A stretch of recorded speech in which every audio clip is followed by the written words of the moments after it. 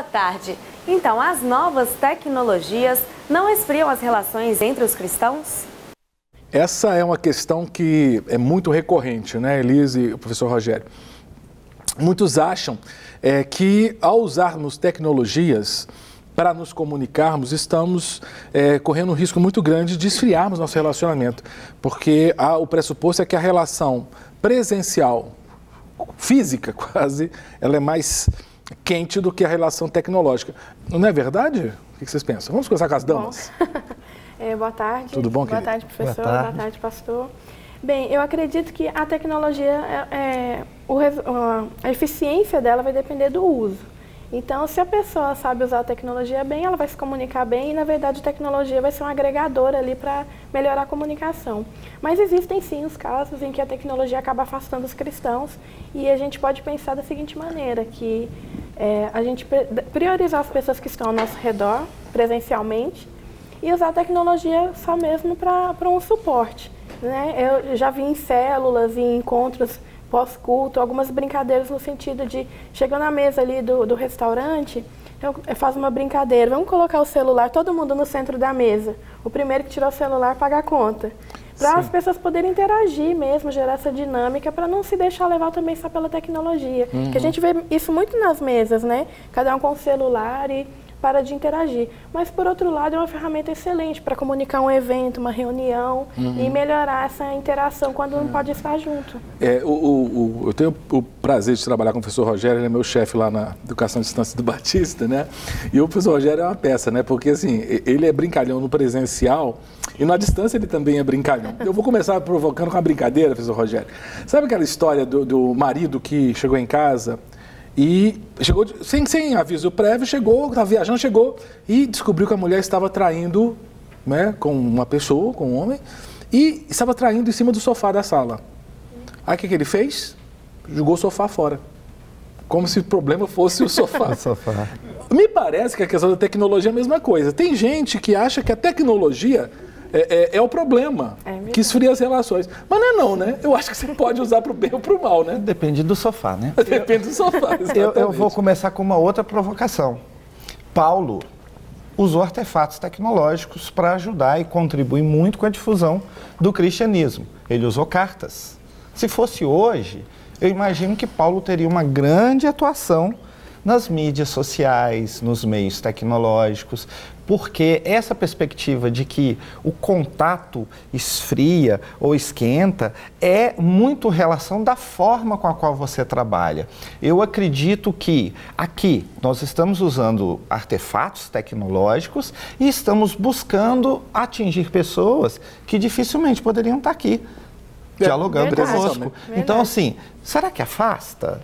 Ou há muito tempo atrás, existia uma postura que, assim, o cristão não deveria assistir TV, o cristão deveria ter restrições em relação. Hoje nós estamos numa igreja, numa rede de televisão que usa toda essa estrutura para difundir o nome de Cristo. Verdade. Então, eu, por ser alguém da tecnologia, eu não penso assim, o mau uso da tecnologia. Exatamente. A tecnologia é boa ou má? O carro é bom ou mal? O sofá é bom?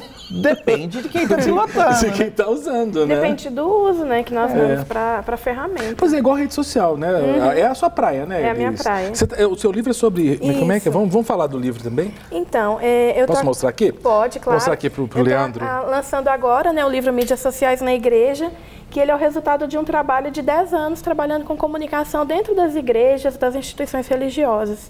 E a ideia do livro não é falar sobre levar a internet ou a tecnologia para dentro da igreja, mas é gerar uma consciência sobre o uso da tecnologia, não só pela igreja e ministério, mas pelo indivíduo cristão também, pelo bom comportamento, pelo bom testemunho. E, além disso, ele traz ferramentas de como estruturar uma área de comunicação dentro da igreja, de como usar as mídias sociais de uma maneira eficiente para levar a mensagem do reino. Porque a gente acabou demonizando muita coisa, né? Assim, demonizando a tecnologia. Essa tese que a tecnologia esfria é uma tese parcialmente verdadeira, porque ela pode, na realidade, até ajudar uma pessoa que está fora, por exemplo, que não pôde ir a um culto. Ela pode acompanhar, né? Então depende muito da É bem uso, interessante. No Facebook nós temos uma comunidade hoje que é o nome do livro, Mídias Sociais na Igreja. Nós já somos quase 800 pessoas no mundo todo que falam sobre comunicação e o contexto do digital mesmo, da tecnologia dentro da igreja. E é muito interessante que, recentemente, um membro do grupo colocou lá que a liderança da igreja dele pediu para todo mundo sair do Facebook, para que as pessoas não usem mais o Facebook. E aí gerou uma discussão dentro do grupo sobre isso, sobre como nós usamos a tecnologia. Porque se uma pessoa usa mal e dá um mau testemunho, ou usa de uma maneira que seja ofensiva, agressiva, na verdade a gente precisa orientar essa pessoa a usar de uma maneira mais adequada. Talvez a tese seja aquela tese, né, professor Rogério, se teu olho te faz tropeçar, melhor arrancar o olho. Eu acho que alguns pastores entram nessa linha porque se o Facebook está fazendo mal, é melhor sair. Mas eu acho que acaba sendo... um passo radical que, de repente, você pode ensinar a usar, né? Numa postura mais radical, nós teríamos que parar de ler a Bíblia. Por quê? Porque a Bíblia é tecnologia. Bom você falar. Na época de Jesus eram os rolos da lei. Explica o que é tecnologia. Vamos pegar um pouquinho de aproveitar. São artefatos que são utilizados para, em última análise, ajudar na resolução de algum tipo de problema. No caso do livro, é um artefato tecnológico utilizado para divulgar, difundir uma mensagem. Há muitos anos atrás, antes de Gutenberg, não existiam livros. Então, eu fico me perguntando se naquele momento, algumas pessoas, todo mundo já deve ter assistido aquele clássico, O Nome da Rosa, sim, os livros eram de acesso restrito. Havia uma tese que o acesso direto da população ao livro, e mais recentemente a Bíblia, que ela não deveria ser traduzida para o vernáculo popular, porque era perigoso. A Bíblia deveria ser lida somente no original. Hoje, nós temos um esforço enorme para traduzir a Bíblia para as inúmeras idiomas. E isso não é um uso da tecnologia para a difusão do reino de Deus? Aí tira a palavra Bíblia. Eu brinco com o Cássio, né? Se fosse hoje, Moisés teria descido com os tablets da lei, né? Por quê? Porque o que é mais importante? É o meio ou é a mensagem? Exatamente. Essa é uma discussão importantíssima. Exatamente. E se eu não sei me portar no trânsito, eu, por exemplo, sou roda dura convicto. Eu desisti de dirigir. Isso quer dizer que eu tenho que suprimir todos os carros do mundo? Não. O ruim sou eu. Então, nesse caso, minha esposa falou, vende o carro. E eu sou casado há 20 e tantos anos, eu já sei que a palavra final é minha, né? Sim, senhora. Ela deve estar assistindo lá. O que acontece? É assim que eu vejo a tecnologia. Cássio e eu tivemos discutindo muito sobre possibilidades novas de uso da tecnologia. Uma coisa que a gente discute é o seguinte, existem igrejas, e eu já tive a oportunidade de conviver recentemente, e igrejas de regiões mais periféricas e com um poder aquisitivo baixo, comprar aquelas revistas é caro. A revista da escola dominical. A revista da escola dominical se torna caro. Por que não a gente ter um projeto com uma estrutura, vamos imaginar uma igreja da Lagoinha que tem uma estrutura, de ter um conteúdo desse produzido na modalidade à distância, que pode ter as contribuições de grandes líderes, grandes pensadores, professores e estar disponível para toda a comunidade. Não seria um meio de você usar a tecnologia para difundir uma doutrina santa, para ajudar as pessoas? Porque hoje, fundamentalmente, qual que é o problema da internet e das redes sociais? É filtrar. E a Bíblia já não fala isso? Ouvir tudo, retende o que é bom. É muito interessante, porque a gente precisa enxergar mesmo a internet, a tecnologia, né, esse momento que nós vivemos como humanidade, de aproveitar o meio digital para ter acesso à informação. Isso. Né, eu lembro que há pouco tempo atrás, tá, Cássio, não foi recente, mas a gente estudava através da Barça. Então, a Barça era a nossa fonte de informação e de pesquisa. Sim. Hoje, num clique muito rápido no Google, você tem acesso a milhares de informações, de conteúdos. É ruim. É maravilhoso. Gente, né? eu lembro, quando eu fiz minha graduação, eu pesquisei só em biblioteca presencial. Era Barça, era enciclopédia e tudo. Mas agora, quem vai pesquisar agora, vai fazer um trabalho sei lá, científico e tudo, vai para a internet. Você tem um Google acadêmico que te abre, sabe, artigos científicos, coisas preciosas. É ruim? Misericórdia, é bom demais, ué. Eu vejo que assim, a internet, ela pode ser uma excelente ferramenta para a igreja em todos os níveis do membro. Ele não precisa ser da liderança, mas um membro acabou de chegar, o recém-convertido, ele vai assistir uma pregação no YouTube, ele vai acessar um site com devocional. Eu sempre falo o seguinte, que a gente precisa enxergar a internet como uma fonte de inspiração. Então, se eu vou para o YouTube, eu tenho como aprender lá uma aula de química, mas eu também tenho como fazer uma aula de teologia, eu tenho como gravar um vídeo ensinando a fazer algo. Então, a gente tem que enxergar essa imensidão de informação e onde a gente se encaixa nesse meio. Até para extrair informação e levar para pessoas que não têm tanto acesso ou habilidade de pesquisa, de encontrar conteúdo. Né? Essa tese que você falou, professor Rogério, chama de Rogério, da escola dominical virtual, como é que... Eu gostei desse negócio, porque eu sou de uma época, eu lembro a gente comprava, nada contra as editoras, não queremos fechar a editora não, mas queremos agregar, né? Que você comprava a revista de escola dominical, levava para a classe e tudo. Mas em lugares tão remotos, tão distantes, como é que seria essa ideia sua? Olha, é baseado na minha experiência mais recente com o ensino da teologia. Um curso à distância para teologia, logo no início, na primeira semana, eu perguntei assim, existe o e-book? Eu falei, pessoal, será que nós vamos ter que criar aqui o e-papiro? Por quê? Porque é todo um linguajar, é todo um arcabouço especial. E depois nós começamos a perceber que o nível de aceitação, há um estranhamento inicial, natural, mas depois o nível de aceitação é muito bom, porque, por exemplo, citou um caso aqui, aprender através do YouTube. Eventualmente eu posso ir assistir uma pregação e não compreender tudo que é dito na hora. Às vezes eu gostaria de rever e com muito mais calma, de forma mais bereana, fazer uma reflexão. Não no sentido de julgar, de dizer se está certo, é realmente absorver tudo aquilo, toda a profundidade que talvez no momento eu não consegui. Imagina isso levado para o contexto de um site no qual as pessoas teriam acesso. Lá eu poderia ter, além de texto, eu poderia ter videoaulas, eu poderia ter áudio no formato de podcast, eu poderia ter músicas, e tudo para produzir um nível maior de interação com as crianças. Porque, por exemplo, minha esposa trabalha com crianças nas escolas dominicais. Revista para criança, nessa geração, já tende a ser desestimulante. Nós amamos livros. Mas você pega uma criança, e tem alguns vídeos muito interessantes na internet, um garotinho bem novinho, 3, 4 anos, entregaram uma revista para ele, e ele ficou tentando rolar e clicar e não acontecia nada, e depois de um tempo ele jogou a revista para o lado. Por quê? Porque nessa perspectiva é morto. Para eles é desinteressante. Né? E nós precisamos nos apropriar desse aparato tecnológico, não no sentido de vulgarizar, não no sentido, mas para a gente não ter aquele risco que a gente teve antes de achar que a Bíblia não pode ser traduzida para o vernáculo. Será que nós não estamos assim? Será que não é um dialeto também? Né? É interessante porque quando você procura pesquisa sobre dados na internet, na região norte do Brasil hoje, mais de 75% das pessoas que acessam a internet lá é por smartphone. Então, se você chegar em uma tribo indígena, provavelmente você vai encontrar os índios acessando o Facebook no smartphone.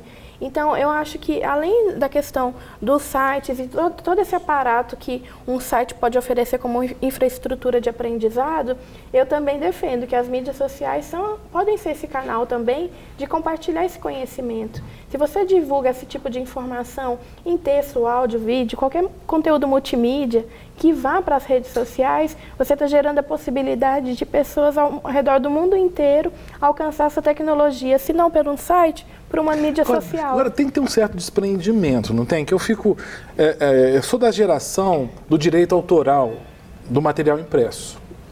E eu já vi algumas pessoas falando assim, não, põe na internet. E a tese é a seguinte, se eu ponho na internet, se eu coloco na nuvem, quer dizer, se eu subo, né, porque a tese é essa, eu faço um upload, isso vai para a nuvem e fica disponível para as pessoas pegarem. Quando vai para a nuvem, eu perco meu direito, é uma pergunta, eu perco meu direito autoral? Porque as pessoas querem também ser remuneradas pela sua produção de conhecimento. Como é que fica isso? Se vocês têm informação sobre isso?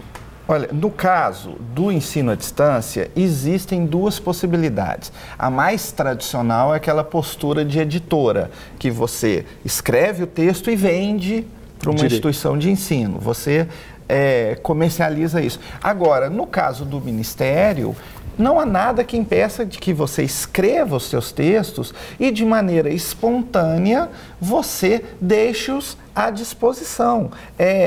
Eu acho que nesse caso aí, por exemplo, eu tenho muitos textos que eu publico, que são críticas, que são reflexões. Eu estava comentando com ela aqui no início, né? O meu site é o Rosero, que é uma homenagem dos alunos na junção do meu nome com a minha nota predileta. Rogério, né? Com zero. É o Rosero. Lá tem vários aspectos tecnológicos, mas eu tenho uma das abas que eu falo sobre a doutrina cristã. Alguém que eventualmente não está nem esperando achar, eu aproveito para semear. E eu estou esperando algum tipo de remuneração nisso? Essa é a questão. Não. Uhum. Eu tive já uma experiência bem interessante. O meu livro, ele veio do online para o off. Por quê? Eu lancei o Mídias Sociais na Igreja há 1 ano, como um e-book gratuito na internet. Qual foi a minha intenção? Eu produzi esse material, lógico que eu estudei, me debrucei para produzir, colocar tudo. Contratei um diagramador para produzir um material bem bonito, disponibilizei gratuitamente. E as pessoas ficavam assim, mas espera aí, como que você escreve um livro e disponibiliza gratuitamente? Uhum. Era o meu objetivo, era que as pessoas tivessem acesso a essa informação e que ela se disseminasse mesmo. Então, em 1 ano foram 5.000 downloads. E aí começou a chegar a demanda inversa, do offline, as pessoas solicitando o livro impresso. Então eu reescrevi o livro, aí lancei ele agora impresso, mas com mais conteúdo, com mais informação técnica também.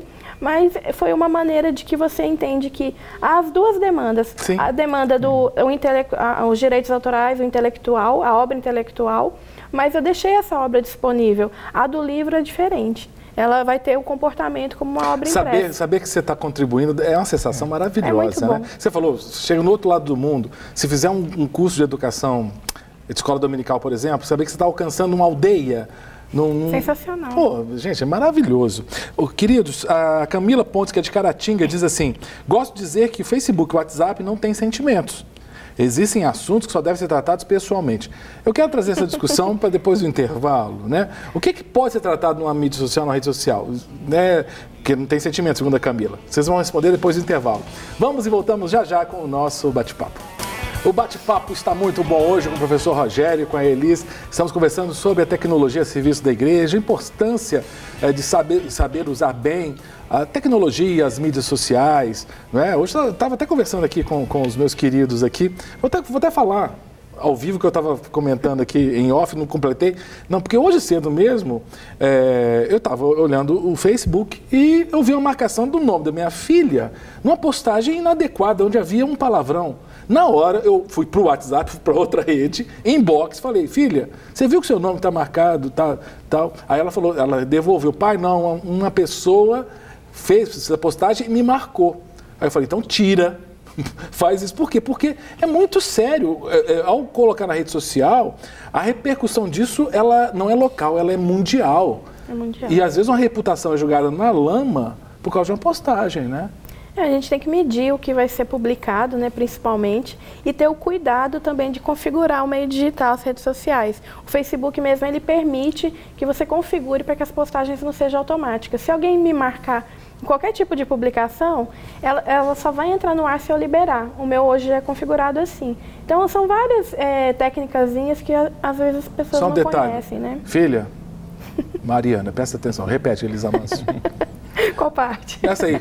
Configurações, vai em configurações? Vai em configurações e só mudar ali a privacidade de quem faz a marcação dela. É porque tem gente que é sem noção, marca a gente. É sério, dá uma raiva. Marca a gente nos negócios que tem nada a ver com a gente, né? É verdade. A gente tem que tomar cuidado, né? Ô, Rogério, o que a Camila fala aqui, né? Camila Pontes de Caratinga, é que certos assuntos não podem ser tratados no Facebook, WhatsApp, porque eles não têm sentimento. Olha, eu concordo com o que ela está dizendo na seguinte perspectiva. O botão que tem lá no Face, por exemplo, é publicar. Por definição, publicar é tornar público. Então, o meu conselho para diversas pessoas é: pense, reflita antes de disparar alguma mensagem, algum post, porque depois daquele momento você perdeu o controle. Agora, essa questão de ter sentimentos ou não, a rede não tem. O sentimento está carregado na sua mensagem. Então, se você quer transmitir uma mensagem positiva. Eu tive viajando com a minha esposa, a gente estava comemorando 23 anos de casado, aniversário dela. Eu fiz uma postagem para ela que ela chorou, ela ficou feliz, ela ficou... Então, assim, que bom, chorou de felicidade. Foi de felicidade. Eu acredito que ali eu consegui comunicar uma emoção positiva, mas é algo pensado. Eu queria como uma homenagem para ela. Agora, detalhes da sua intimidade, eu falo muito isso com jovens, por exemplo. Às vezes eles acham que tem que tornar a vida deles uma vida de celebridade. Não é o caso. Tem que ter limite. A culpa é da rede social? Ou é de quem publicou? Eu tenho um princípio que eu aprendi há alguns anos, que antes de publicar qualquer coisa, seja em uma rede social pública ou no WhatsApp, porque o WhatsApp, mesmo que a comunicação possa ser de pessoa para pessoa, de indivíduo para indivíduo, um print pode tornar aquilo público muito rapidamente, né? Mas eu penso o seguinte, antes de qualquer publicação, eu sempre me pergunto, será que Jesus, ele publicaria aquilo no meu lugar? Ele falaria daquela maneira? Ele usaria aquelas palavras? Então, sempre que gera já uma dúvida, nem que minha resposta seja não, se eu tenho dúvida se Jesus falaria sobre aquilo, eu me abstenho de comentar, independente do tipo de assunto, sabe, Cássio? Porque a gente vê muitos cristãos envolvidos em algumas polêmicas no meio digital e acaba envolvendo a instituição igreja nessas polêmicas, porque é um líder ou um membro, uma pessoa que está ali envolvida nessa instituição, colocou uma opinião pessoal na internet que acaba demonstrando como se fosse uma visão geral de uma instituição. Talvez por isso que muitos não vejam na internet a possibilidade de se usar de maneira sadia. Como o caso que o Rogério falou, da questão de uma escola dominical virtual, por exemplo. Porque pensa o seguinte, o problema está no meio, não na mensagem ou daquele que posta a mensagem, né? Olha que interessante aqui o que o nosso querido telespectador Juan, que é de São João del Rei, diz: acho que a tecnologia está causando afastamento humano, acabando com o calor humano, mas a culpa é nossa, pela praticidade do mesmo. Desejamos bom dia para o vizinho, mas quanto tempo não o abraçamos? Ele faz uma crítica aqui, né, o Juan. Eu acho que ele concorda com a gente, né? Que a tecnologia está afastando, porque a culpa é nossa, não que a culpa é da tecnologia, né? A gente precisa aprender a usar, né? O mau uso é nosso, né? Quem manda aqui é o Bispo Carlos Alberto do Espírito Santo. Shalom. Uso as redes sociais, os meios tecnológicos, por entender que é muito prático e acaba estreitando os meus relacionamentos. Mas na igreja eu não consigo estar no púlpito pregando a palavra de Deus com um tablet, smartphone, coisa do tipo. Eu só consigo usar a Bíblia. Interessante. O que você pensa, Rogério? Eu acho que é uma opção pessoal. Em várias oportunidades, a figura do cristão era ele indo para a igreja com a Bíblia, né? Eu, por exemplo, uso a Bíblia no smartphone por um motivo muito simples. Eu tenho várias versões ali. Às vezes eu leio uma determinada expressão falando, não gostei dessa, não é a mais apropriada. Eu vou buscar uma outra. Então, para mim, me parece ser mais prático. Mas eu tenho várias Bíblias impressas lá em casa e marcadas. Grifa, então, né? assim, eu não acho que é uma coisa ou a outra. Eu sou da filosofia que é uma e outra. Cada uma vai se adequar melhor a uma determinada Será que a gente ainda tem um pouco dessa resistência ao novo? Porque, igual você falou, tecnologia, o livro é tecnologia. Então, talvez as novas tecnologias ainda nos assustem. A gente acaba demonizando mesmo a nova tecnologia por, não sei se é desconhecimento ou pelo grau de inovação. Talvez desconforto. O ambiente da escola, de alguma maneira, eu estou vendo muitas semelhanças aí com o ambiente da igreja. Tende as novas gerações terem muito mais familiaridade com os aparatos tecnológicos. E algumas pessoas, assim, não tão jovens assim, o Cássio, por exemplo, já é jovem há bastante tempo, né? Eu sou jovem. Então, eu também me enquadro nessa. O que acontece? Muitas pessoas da nossa geração têm algum tipo de restrição, mas eu faço a seguinte pergunta: você vai ao banco, você prefere enfrentar a fila ou resolver no caixa eletrônico? Aí eu te pergunto assim, se você prefere resolver no caixa eletrônico, tem que ser lá na agência ou pode ser na farmácia ao lado da sua casa? Se pode ser na farmácia ao lado da sua casa, por que não pode ser no seu telefone? A facilidade, né, que a tecnologia traz para o dia a dia, né? É o dinamismo, eu quero pagar a conta. Será que só o caixa físico que vai me permitir pagar? Aí eu volto. Será que se eu tenho que transmitir uma mensagem para alguém, eu tenho que dialogar com alguém, será que somente presencial isso seria possível? Será que isso esfria? O fato de ser tecnológico esfria, né? Quer dizer que o calor está no contato físico ou o calor está no conteúdo da mensagem? É uma questão interessante. Quantos pregadores do século passado que nós lemos os sermões hoje? e aprendemos. Mas porque a gente acha que livro não é tecnologia. A questão é essa. Você citou aqui, por exemplo, aquele clássico Em Seus Passos que Faria Jesus, é um livro. É um livro. Né? É tecnologia. John Stott, né, gente, ele está eternizado pela obra literária dele, né? Os sermões têm se transformado em livros, continuam se transformando em livros, e nós temos acesso a essa informação. Eu vejo que a tecnologia, ela traz uma possibilidade hoje para a igreja de levar a mensagem do reino de Deus com uma eficiência tão grande que se as lideranças, se os membros, se todos olhassem para a tecnologia como um agregador, como uma ferramenta ajudadora mesmo para a nossa comunicação hoje, a gente falaria de Jesus muito mais facilmente. Né? Você transmitir uma célula, uma reunião, um estudo bíblico online, permitir que as pessoas participem, enviem suas perguntas, isso é uma maneira de esclarecer e melhorar o entendimento das pessoas em torno da palavra de Deus. E se a gente enxergar isso como uma ferramenta para a gente, ela pode alcançar muito mais pessoas e cada vez mais eficiente. E chegando no que você falou, né, Rogério, dos tablets da lei, dos papiros, a Bíblia que nós temos hoje, ela foi uma evolução tecnológica, né? Porque se tinha as tábuas da lei, também tinha as epístolas que eram escritas manualmente, mas na tecnologia que tinha na época. Quer dizer, se não tivesse aquela tecnologia, a gente dependeria da história oral, não é? Então, olha que bênção foi a tecnologia. E por que a tecnologia evoluindo, ela se demonizou? Será que ela se demonizou? Eu creio que não.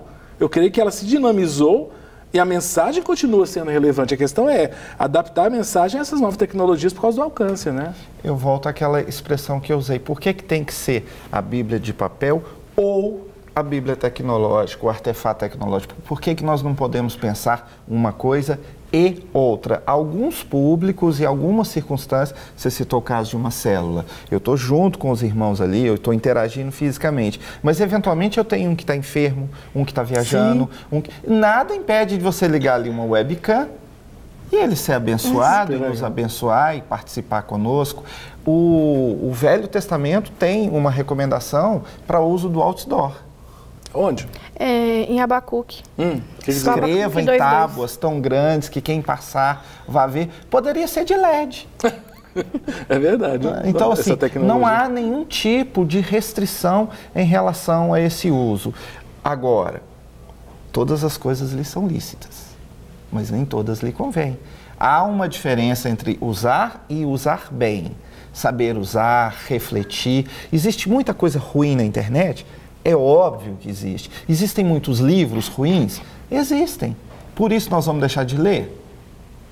Nós temos que filtrar. O pastor Márcio, inclusive, né, nos cultos agora, ele já está... Porque até algum tempo ele pega a sua Bíblia e diga, esta é a minha Bíblia e tudo. Agora ele já está falando, pega a sua Bíblia ou o seu smartphone. Né, porque muitos estão usando realmente a Bíblia no smartphone. Mas e se a pessoa... Estou provocando vocês aqui. E se a pessoa, em vez de estar lendo a Bíblia nas várias versões, está na rede social, não transmitindo o culto? Porque ele pode estar na rede social transmitindo o culto, mas está lá... devagando. E aí, não é um perigo? Aí a culpa é da rede social? Pois é. Ou é da PC? É o comportamento. É algo que a gente conversávamos aqui antes de começar o programa. Fala-se pouco em educação digital, eu já falei isso com você também. Então as pessoas elas não entendem, não encontraram os limites do comportamento.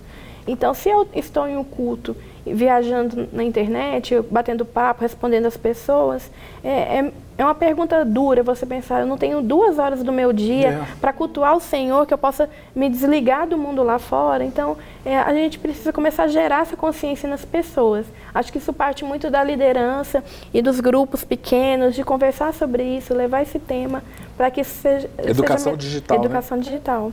Tá precisando mesmo. Olha, quem mandou mensagem aqui também,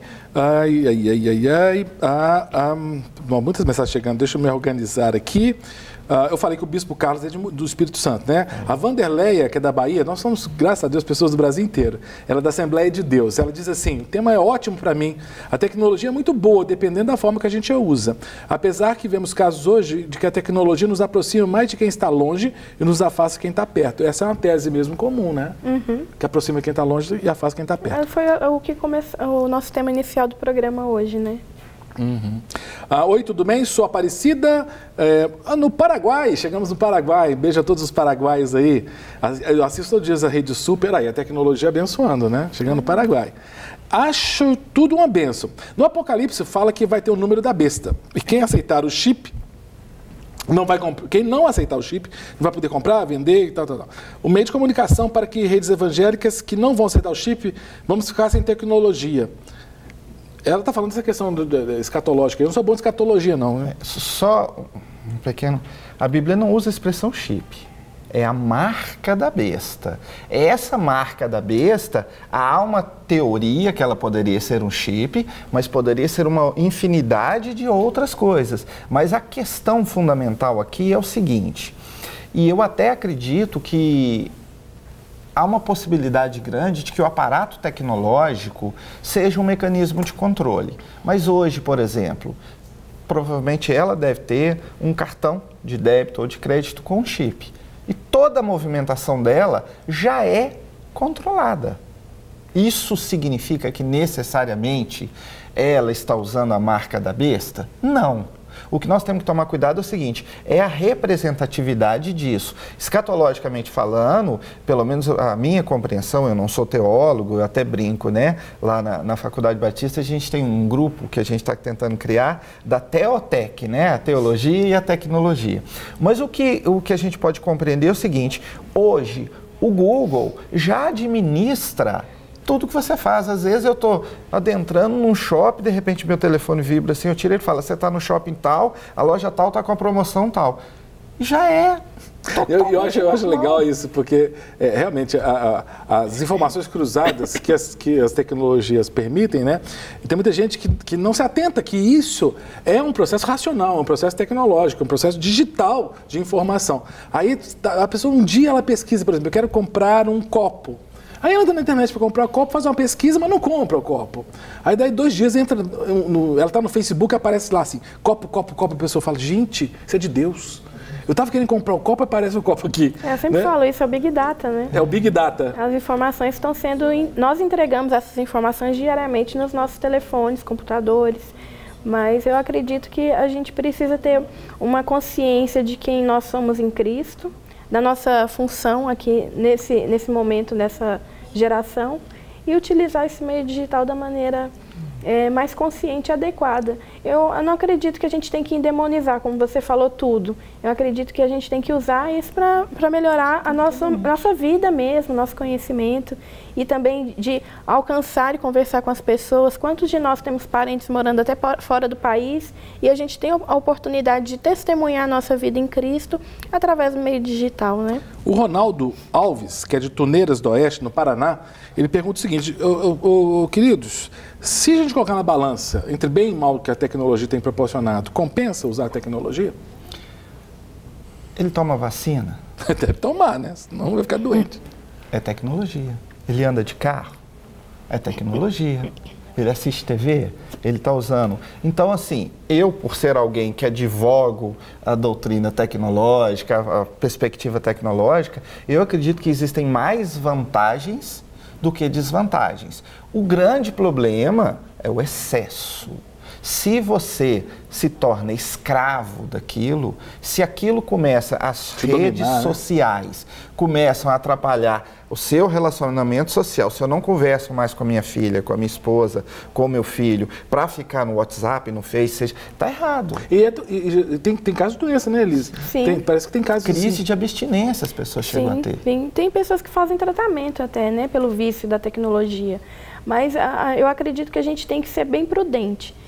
Como existe o vício de um refrigerante, de uma alimentação ruim, né, às vezes até de um time de futebol, que não precisa mencionar, mas...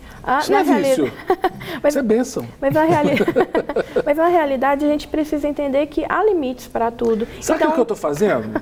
Porque assim, esse negócio é difícil, eu trabalho com tecnologia também, né? Eu me comunico com o professor Rogério o dia inteiro, ele sabe, até de madrugada. Mas uma coisa que eu estava deixando, por exemplo, o meu smartphone no modo vibrar, não no modo tocar. Sabe o que eu estou fazendo? Eu estou botando agora no modo sem som nem vibração. Porque quando ele vibrava, eu pensava, chegou uma mensagem. e de curiosidade eu ia olhar a mensagem. Por que eu tenho que olhar toda hora? Olha, inclusive isso é uma dica, você desabilitar as notificações no smartphone, porque a pessoa se torna improdutiva. Assim que ela vê o celular acendendo a luzinha, ela já fica desesperada para ler. Então a pessoa se torna improdutiva no trabalho, nos estudos, na vida social, ela perde foco. Então eu aprendi isso, já tenho mais ou menos 5 anos que eu uso meu celular sem notificações. Quando eu tenho um tempo livre, um momento que eu realmente posso usar para aquele acesso, eu sento e vou acessar e tudo mais, porque tem um princípio básico. As tecnologias vão evoluindo, mas o básico é, se alguém precisar falar com você urgentemente, ela vai te ligar. Ainda liga. Ela vai te ligar, então não precisa ficar desesperado que não vai acontecer nada, que você não precise saber naquele momento. Grupos de WhatsApp acabam tomando muito tempo da gente. É silenciar um ano mesmo, né? Devia ser... O pessoal também... gente, dá uma preguiça, começa a postar muita figurinha, muita... não. Não, parem de criar grupos, né? Se a gente pode sejam grupos relevantes, grupos que realmente se justifiquem, né? A Catiúcia falou um negócio aqui. Ô, Catiúcia, obrigado, viu? Ela falou assim, sou eu de novo. A Catiúcia sempre está com a gente aqui. Ela citou a situação, o que você acha aqui, Rogério? Ela está falando assim que o problema quando a ferramenta... quando a pessoa não tem ética para usar a ferramenta. Ela está citando o caso de um pastor que na hora da pregação estava conectado ao WhatsApp. Ela achou um absurdo. Ele acha que não teve ética. Ela é de Guapimirim. No mínimo, ele correu um risco, né, de entrar o gemidão lá na hora dele pregar, né? O que é? Eu não entendi. Que tem uma mensagem bastante inadequada, um áudio bastante constrangedor, que volta e meia as pessoas estão caindo. Naquele momento, por exemplo, aqui, você precisa, porque você está interagindo. Eu trabalho com isso. Mas o meu telefone está desligado.